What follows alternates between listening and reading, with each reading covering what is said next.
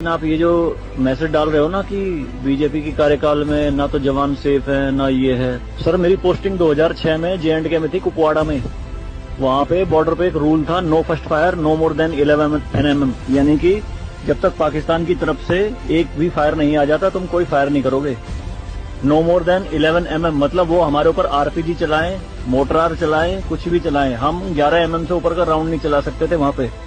मेरे हाथ पे ओम गुदा हुआ है। इस ओम के गुदे होने की वजह से मुझे हाथ में रुमाल बांध के ड्यूटी करनी पड़ती थी वहाँ पे।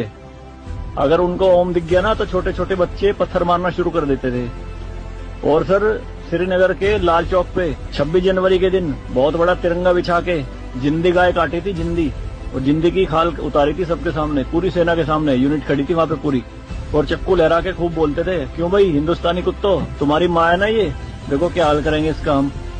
भाई कुछ नहीं उखाड़ सकते थे उनका। क्यों?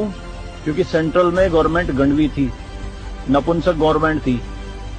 हमारे सर पे चौकी बना ली थी उन्होंने, जो LAC है ना, LOC, उस पे बिल्कुल वहीं 50 मीटर के दायरे में। और रात में बड़े बड़े स्पीकर पे माइक पे बोलते थे पाकिस्तानी रेंजर्स, अरे अपनी बहनों के एक रात के लिए हमें दे दो, क्या हुआ हिंदुस्तानी नपुंसको, चलाओ गोली। कुछ नहीं कर सकते थे उनका। 2014 में जब गवर्नमेंट चेंज हुई तो सेना अध्यक्ष बिपिन रावत साहब जब उनसे मिले तो उन्होंने बताया कि बॉर्डर के हालात खराब है सर, छूट नहीं है जवानों को कुछ भी। तो PM मोदी ने कहा था कि छूट मेरी तरफ से पूरी है, मैं नहीं जाऊंगा वहां लड़ने, तुम जाओगे। आज की डेट में आप मुझे एक भी चौकी बता दो अगर वहां ढूंढने से मिल जाए। दूरबीन लगा के देखनी पड़ती है पहाड़ों में, वो भी बंकरों में है अंदर, सारी लगा दी उन्होंने तोप उड़ा के। शांति काल में आप 155 mm की बोफोर्स टाइप की तोप नहीं चला सकते, यूएनओ का रूल है। लेकिन 2014 में ये बोफोर्स भी चली J&K में पाकिस्तान की तरफ चौकी उड़ाने के लिए। तो सर ये मत कहिए कि बीजेपी के कार्यकाल में जवान मर रहे हैं, ये हो रहा है।